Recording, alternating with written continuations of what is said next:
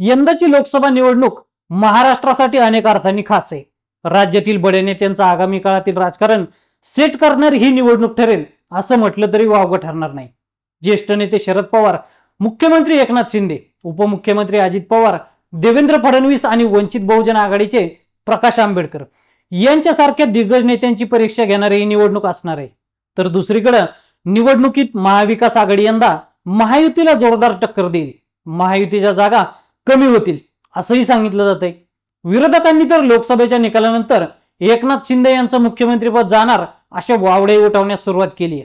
शिंदेचे शिलेदार मात्र हा दावा अगदी ठासून फेटाळत आहेत। पण खरंच लोकसभा निवडणुकीच्या निकालानंतर मुख्यमंत्री एकनाथ शिंदे यांची खुर्ची जाणार का? जर असं काही घडलं तर का घडलं, नाही घडलं तर का नाही, या मागे काही शक्यता असू शकतात। याच कळीच्या प्रश्नांची उत्तरं जाणून घेऊयात। एकनाथ शिंदे यांनी जेव्हा राज्याचा कारभार आपल्या हाती घेतला तेव्हापासूनच त्यांच्या मुख्यमंत्रीपदाच्या खुर्चीवर टांगती तलवार कायम लटकत होती। त्यांचं मुख्यमंत्रीपद लवकरच जाणार अशी टीका विरोधी पक्षांकडून केली जात होती। त्यांच्या या टीकेवर गांभीर्याने विचार केला तर खरंच एकनाथ शिंदे यांचं मुख्यमंत्रीपद जाऊ शकतं का? तसं जर असेल तर यामागे काय शक्यता आहे याचा धांडोळा घेऊयात। लोकसभा निवडणुकीतील परफॉर्मन्स ठरवणार विधानसभेचं गणित।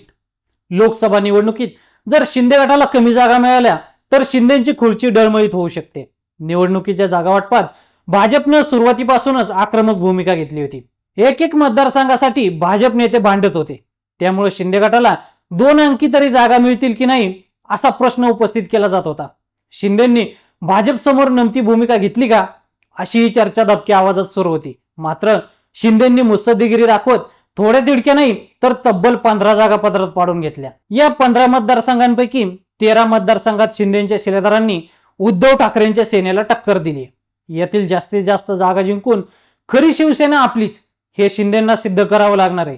कारण जर शिंदेंना कमी जागा मिळाल्या आणि उद्धव ठाकरेंनी त्यांच्यावर कडी केली तर मुख्यमंत्री शिंदेचं आसन डळमळीत होऊ शकतं। आगामी विधानसभेचं गणित डोळ्यासमोर ठेवून भाजप त्यांना दूर ठेवू शकतं अशी चर्चा आहे। भाजपचं धक्कातंत्र प्रत्यक्षात आलं तर कोणाला लॉटरी लागणार? भाजपच्या धक्कातंत्रात कधी कोणाचं राजकारण संपुष्टात येईल आणि कोणाला लॉटरी लागेल याची काहीच शाश्वती नसते। या धक्कातंत्राचा इतिहास पाहिला तर ज्यावेळेस भाजपच्या विरोधात वातावरण असतं, मुख्यमंत्र्यांबद्दल नाराजी वाढीस लागलेली असते, त्यावेळी मुख्यमंत्री बदलला जातो। हरियाणात असाच कारनामा भाजपनं केलाय। तोच पॅटर्न महाराष्ट्रात राबवायचं ठरलं तर इथल्या मुख्यमंत्री पदाचे चित्र वेगळं असू शकेल। मात्र हे सगळं शिंदे गटाच्या निवडणुकीतील कामगिरीवर अवलंबून असणार आहे। यानंतरची आणखी एक महत्वाची गोष्ट म्हणजे निवडणुकीनंतर ठाकरे गट आणि भाजप पुन्हा एकत्रित आले तर राजकीय भूकंप घडू शकतो। पंतप्रधान नरेंद्र मोदींनी उद्धव ठाकरे हे माझे शत्रू नाहीत असं वक्तव्य करून त्याचे संकेत दिलेच आहेत। जर निवडणुकीत भाजपला बहुमत मिळालं नाही आणि ठाकरे गटानं 2 आकडी खासदार निवडून आणले तर कदाचित ठाकरे गट महायुतीत येऊ शकतो अशी चर्चा आहे। मात्र हे गणितही लोकसभा निवडणुकीच्या निकालावरच अवलंबून असणार आहे।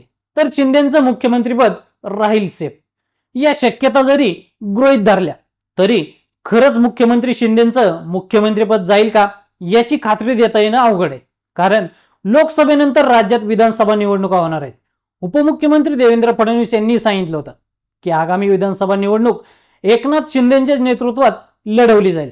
त्यांच्या वक्तव्याकडे पाहिलं तर शिंदेचं मुख्यमंत्रीपद पुढेही सेफ दिसतंय। त्यातही आणखी महत्वाचं म्हणजे विधानसभा निवडणुका जवळ आलेल्या असताना असा काही निर्णय घेऊन एका मित्राला दुखावण्याचा निर्णय भाजप घेईल अशी शक्यता दिसत नसल्याचं राजकीय जाणकार सांगतायत। तर मंडळी, लोकसभा निवडणुकीच्या निकालानंतर अर्थातच 4 जून नंतर मुख्यमंत्री एकनाथ शिंदे यांच्या खुर्चीला धोका आहे का? तुम्हाला काय वाटतं? कमेंट करून आम्हाला नक्की सांगा। आणि असेच नवनवीन माहितीपूर्ण व्हिडिओ पाहण्यासाठी लेट्स अप मराठीला फॉलो करा।